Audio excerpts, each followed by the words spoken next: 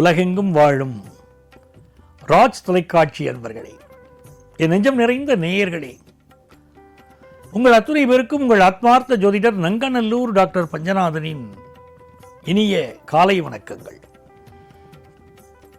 நமது இன்றைய ராசி பலன்கள் நிகழ்ச்சியில் இன்னைக்கு நம்ம பார்க்க போவது மார்ச் மாதம் 19ஆம் தேதி 2026ஆம் ஆண்டு பலன்கள் பார்க்க போறோம். தமிழ் வருடத்தில் இது விசுவாவசு வருடம்.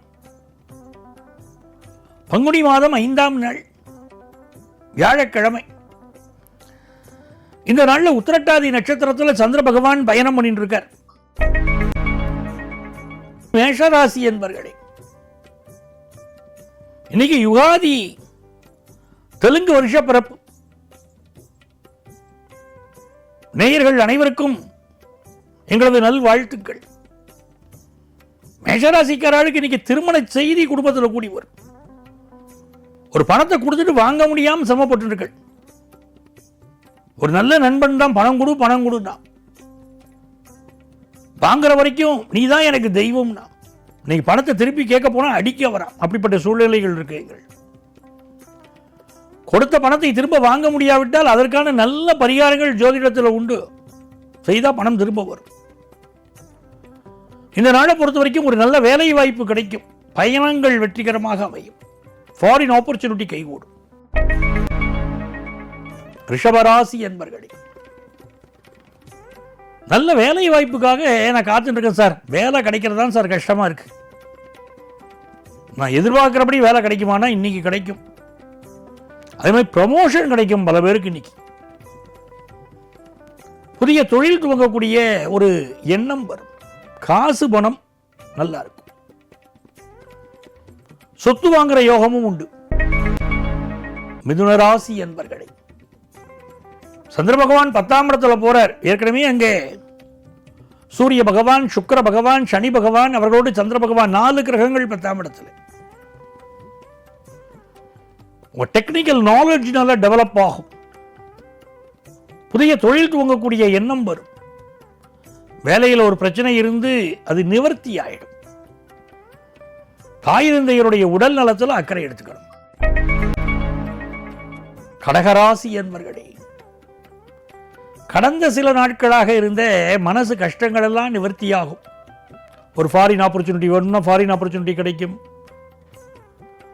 கல்வி தொடர்பான உயர்கல்வி வாய்ப்புகள் வரும். நம்ம ஒரு இடத்துல வேலை பார்த்துட்டு இருப்போம், அது சம்பந்தமான உயர்கல்வி கற்பதற்குரிய வாய்ப்புகள் வரும். நல்ல வேலை வாய்ப்பு கிடைக்கும். முதல் கல்யாணம் பாதிக்கப்பட்டவர்களுக்கு 2வது கல்யாணம் கூடி வரும். நல்ல நாள். சிம்மராசி என்பர்களே, சிம்மராசிக்காரர்கள் யாரையும் இன்னைக்கு பகைச்சிக்க கூடாது. வண்டி வாகனங்கள்ல கவனமா போகணும். கணவன் மனைவி உறவுல ஒரு பொறுமை தேவைப்படுறது. இன்னைக்கெல்லாம் பொறுமை குறைஞ்சு போச்சு. சோசியல் மீடியாவுடைய இன்ஃப்ளூயன்ஸ் அதிகமா இருக்கு. கணவன் மனைவி கடையில் ஒரு பிரச்சனைனா விலகிடுவோங்கிறாங்க. தீர்க்க முடியாத பிரச்சனைகள் இது. தீரவே தீராதி வாழோட வாழறதே பிரயோஜனம் இல்லைன்னா தான் விவாகரத்தை யோசிக்கிறோம். இல்லாவிட்டால் 2 பேரும் அட்ஜஸ்ட் பண்ணிட்டு போனா தான் அந்த வாழ்க்கையை நடத்த முடியும். 2 வெவ்வேறு குடும்பத்திலிருந்து வரக்கூடியவர்களுக்கு ஒரே கருத்து எப்படி இருக்க முடியும்? வெவ்வேறு கருத்து தானே இருக்கும். ஒரு காமன் மினிமம் ப்ரோக்ராம் வச்சுட்டு இருக்காங்க பாருங்க அரசியல்ல. அந்த மாதிரி தான் காமன் மினிமம் ப்ரோக்ராம் வச்சுட்டு நீங்க செயல்படணும். அதுதான் உங்களுக்கு நன்மையை தரும். இந்த நாளை பொறுத்த வரைக்கும் உங்களுக்கு நிறைய தன லாபம் வரும். அதுல சந்தேகம் இல்லை. ஆனால் குடும்ப வாழ்க்கையில் சில பிரச்சனைகள் இருக்கலாம். கணவன் மனைவி உறவுல விட்டு கொடுத்து செல்ல வேண்டிய அவசியம் உண்டு. வியாபார லாபம் கூடும். கன்னிராசி என்பர்களே, கன்னிராசிக்காரர்களுக்கு வெற்றிகள் பெருகும் நல்ல நாளாக இந்த நாள் அமைய போறது. இந்த நாளை பொறுத்த வரைக்கும் பினான்சியல் இம்ப்ரூவ்மெண்ட் ரொம்ப நல்லா இருக்கு. ஃபாரின் வாய்ப்பு கூடி வருது. ஆனா கன்னிராசிக்காரர்களுக்கு பொதுவாகவே இந்த திருமண ராசி கொஞ்சம் கம்மி தான். நல்ல லைஃப் பார்ட்னருக்கு அமையலையேன்னு ஒரு புலம்பல் இருக்கும். அதுல கொஞ்சம் பொறுமையை கடைபிடிக்கணும். திருமண வாழ்க்கையில் தேவையான நல்ல செய்தி ஒன்று இன்னைக்கு தேடி வரும். வெளிநாட்டிலேருந்து நல்ல செய்தி வரும். துலாம் ராசி அன்பர்களே, சந்திர பகவான் 6ஆம் இடத்துல பயணம் பண்ணிட்டு இருக்கார்.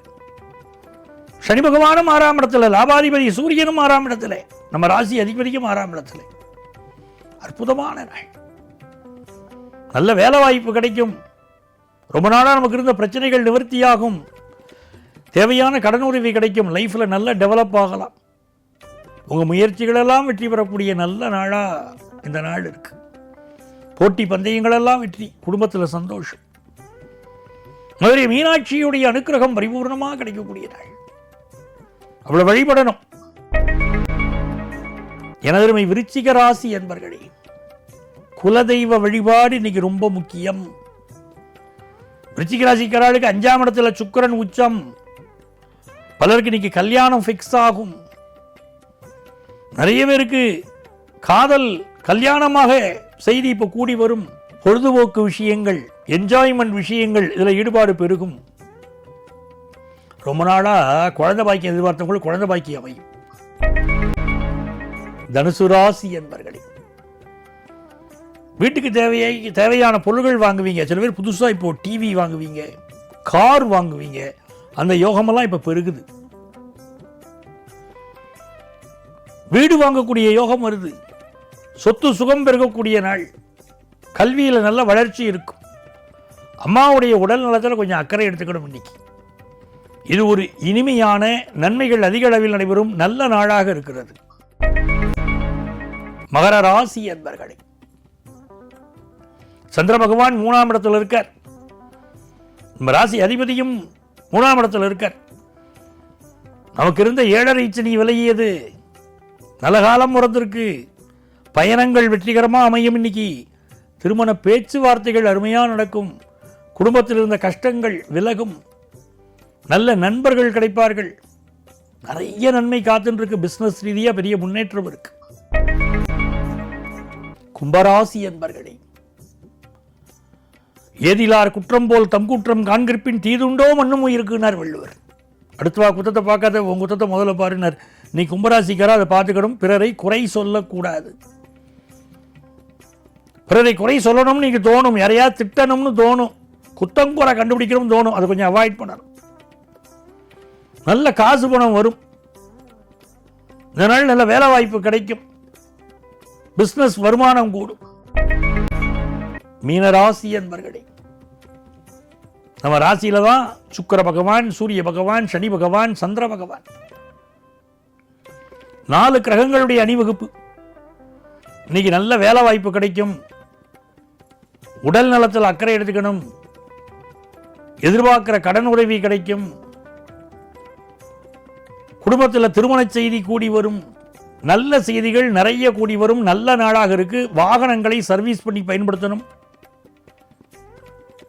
குடும்பத்தில் அமைதியாக நடந்து கொண்டால் இந்த நாள் மகிழ்ச்சியான நாளாக இருக்கும். அன்பர்களே, நாளைய பதிவில் மீண்டும் சந்திப்போமா?